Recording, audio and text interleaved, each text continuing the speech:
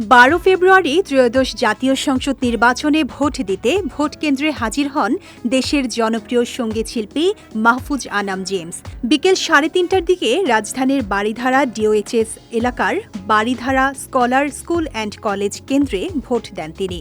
কেন্দ্রটি ঢাকা 17 আসনের অন্তর্গত।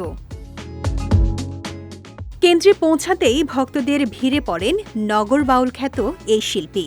অনেকে তার সঙ্গে সেলফি তোলার আগ্রহ প্রকাশ করেন।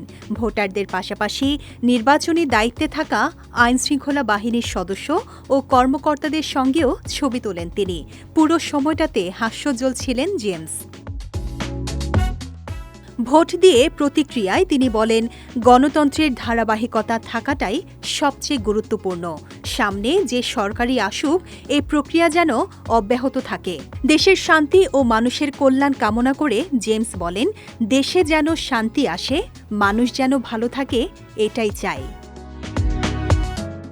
নির্বাচনী পরিবেশ সম্পর্কে সন্তোষ প্রকাশ করে তিনি জানান, ভোট কেন্দ্রে কোনো বিশৃঙ্খলা দেখেননি। খুবই স্মুথ অভিজ্ঞতা। এলাম, স্লিপ নিলাম, ভোট দিলাম। সবকিছু সুন্দরভাবে হয়েছে বলেন তিনি। এজন্য সংশ্লিষ্টদের ধন্যবাদও জানান এই সঙ্গীত শিল্পী। ভোট দেওয়ার পর নিজের ব্যান্ডের সদস্যদের সঙ্গেও যোগাযোগ করেন জেমস। তিনি জানান, সবাইকে ভোটাধিকার প্রয়োগের আহ্বান জানিয়েছেন। নাগরিক দায়িত্ব পালনে সচেতনতা জরুরি, এ কথাও উল্লেখ করেন তিনি।